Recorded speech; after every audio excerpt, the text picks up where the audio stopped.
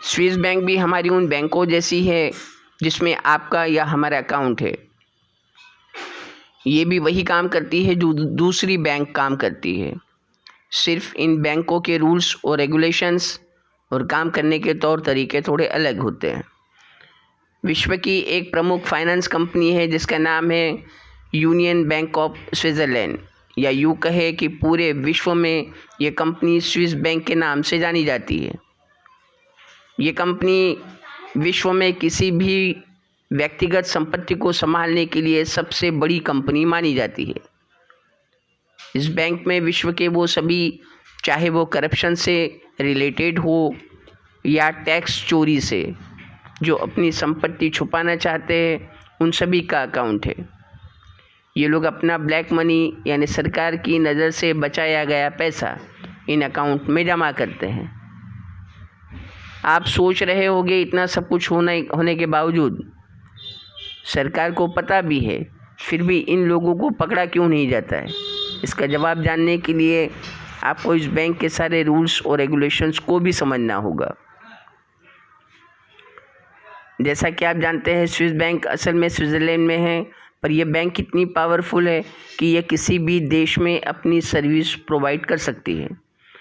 Swiss bank में account खोलना हमारे देश की किसी भी बैंक में अकाउंट खोलने से ज़्यादा आसान है।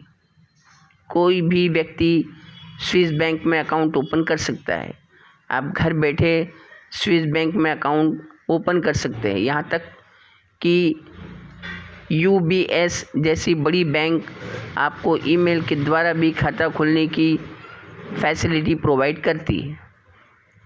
इंटरनेट पर ऐसी कई कंपनियां हैं जो स्विस बैंक में खाता खोलने में आपकी सहायता करती है। इन बैंकों में खाता खोलने के लिए आपको शुरू में 2,68,000 रुपया डिपॉजिट करना होता है और साथ में कुछ डॉक्यूमेंट्स। इन बैंकों में अकाउंट खोलने के लिए आपको कुछ चंद डॉक्यूमेंट चाहिए होते हैं जो आसानी से हमारे पास अवेलेबल होते हैं, जैसे पासपोर्ट की photocopy, proof of your economic background, यानी कि आपके पास कितना पैसा है, आपके पास कितनी प्रॉपर्टी है, आपके पूर्वज क्या करते हैं या क्या करते थे, ये सारी जानकारी देना ज़रूरी है। Proof of the origin of your deposit, माने जो अकाउंट आपके नाम है और जो भी प्रॉपर्टी आपके नाम है, उसके ओरिजिनल डॉक्यूमेंट की कॉपी आपके पास होना ज़रूरी है। साथ ही साथ आपके जितने भी डिपॉजिट्स है उनकी जानकारी आपके पास होना ज़रूरी है। सोचने वाली बात है कि स्विस बैंक में लोगों का ब्लैक मनी है, तो उन लोगों को आज तक उनके अगेंस्ट कोई कार्रवाई क्यों नहीं की गई।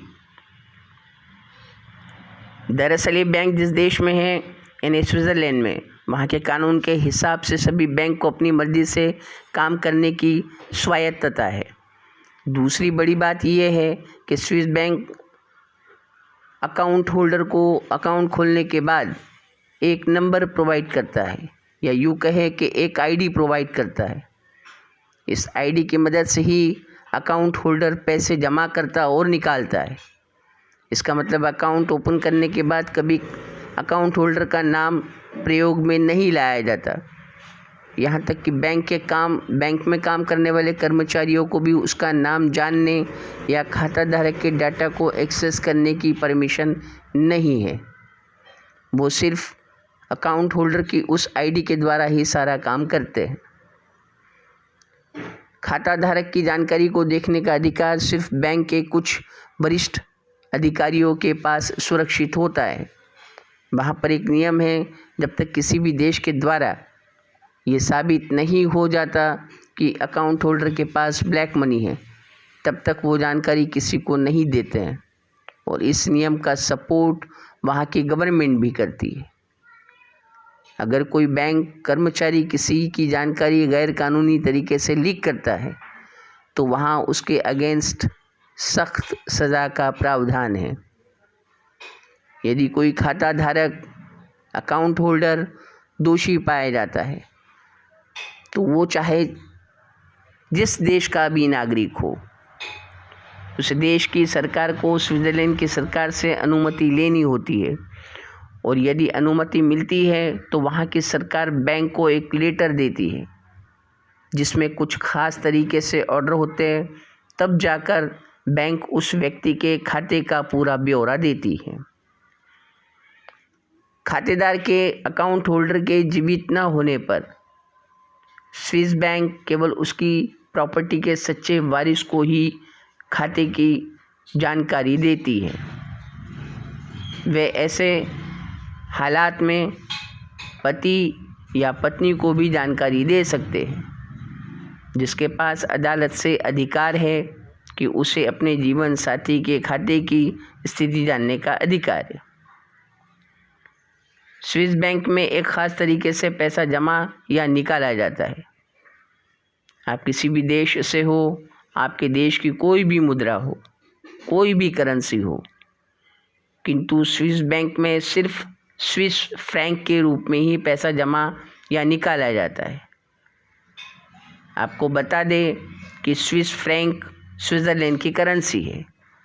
आपने भले ही रुपये, डॉलर या किसी और करेंसी में पैसे दिए हो, पहले वो स्विस फ्रैंक में कन्वर्ट होगा, यानी उसे स्विस फ्रैंक में बदला जाएगा।